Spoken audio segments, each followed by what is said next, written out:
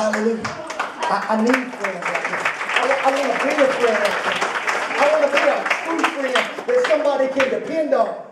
Because it's not enough just to say, I'm your friend, but when you're down and out, they forget about you. You can't call on them. A true friend is not going to let any obstacle stand in the way. Baby, can you come here? Next to Jesus, this is my best friend in the whole wide world. See, we're in this thing together. Our marriage, our family, our ministry, everything. We're in this thing together. And she's my friend. And when I feel down and out and I feel like giving up, she ain't going to take no for an answer. She is the determination in this relationship.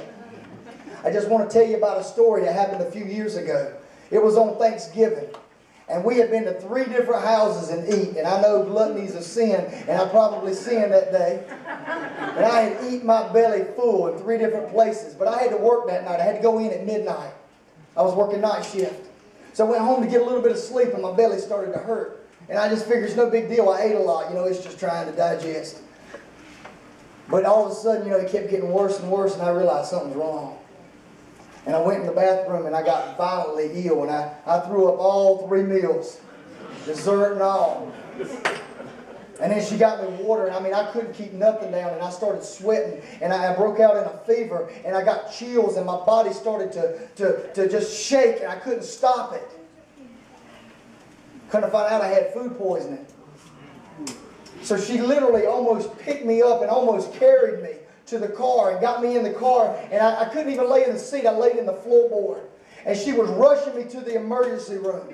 And as she was rushing me to the emergency room, she was flying, and I felt all of a sudden the car start slowing down. And I was like, why are you slowing down? Why are you slowing down? She said, it's a stop sign. I said, don't stop. Don't stop. So she ran it. And she proceeded to run stop sign after stop sign after stop light. And she was flying.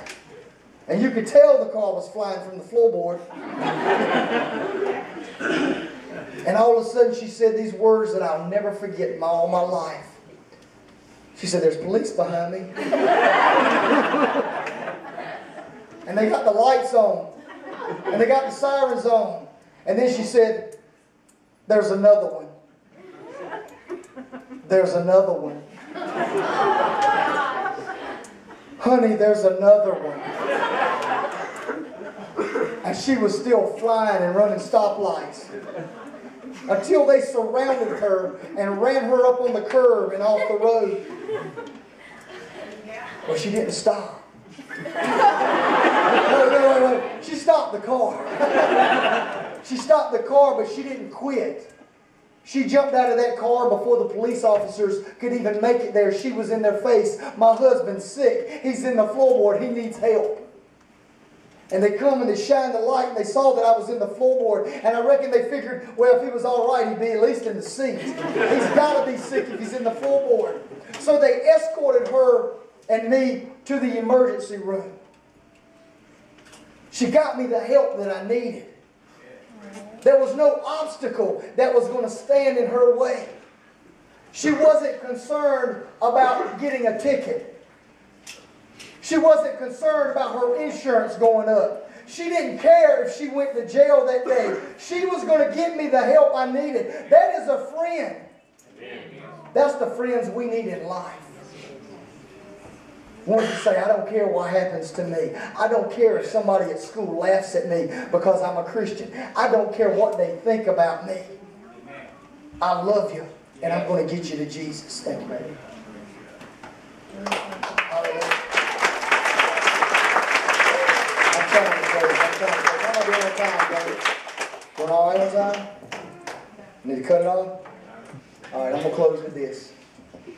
How many folks in here, I don't like to endorse movies, okay, because a lot of times there's language in movies, and so I don't like to endorse movies, but we have this thing at our house called the TV Guardian, and it blanks out all language, and you know, so we don't listen to filth in my house, all right, it's not coming in my house, and so I wait till movies come out on television, because they get the nudity out, you know, and we don't get all the HBO and Showtime and all the pay channels because, you know, that's not what I'm about.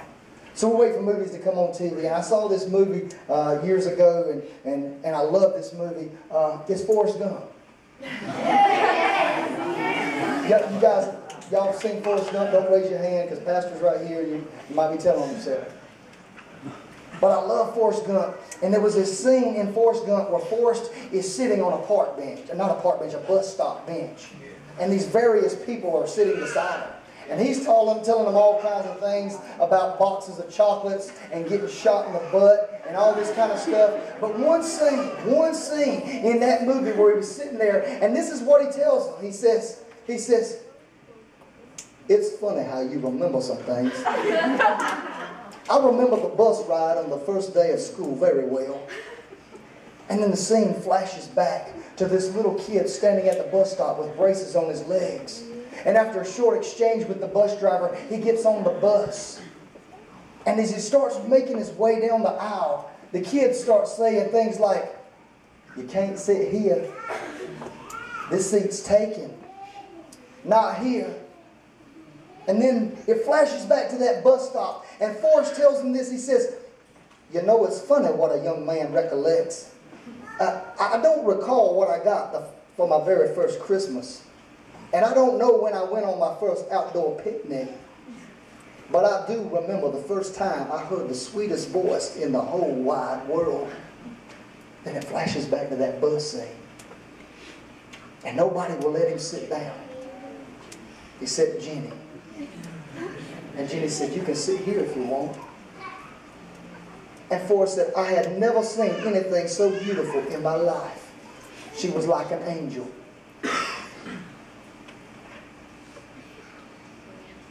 And I think this scene represents the world that we live in today. Because there's so many people that are different. From the time he stepped on that bus, they knew he was different. They knew he was odd. And he was just looking a place to fit in. And nobody would let him. Except Jenny. You know why? Because Jenny was a true friend. With every head bowed and every eye closed, I don't want nobody looking around.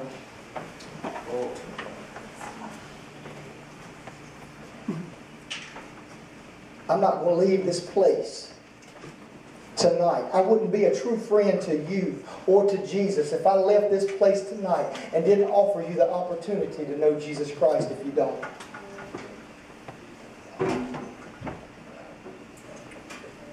Maybe you're sitting out there tonight and you'll say, Pastor Scott, you know, I don't know this Jesus dude you've been talking about. I've never had a friend like you talked about tonight, but I need one. I need a friend that'll help me in my low points. I need a friend that'll pick me up and dust me off. I need a friend that won't leave me or forget about me. I need this Jesus that you talked about tonight. And you're sitting there tonight and you don't know that if something were to happen to you right now and you to take your last breath, you don't think you'll ever see this Jesus. But you'd like to. If you just slip that hand up.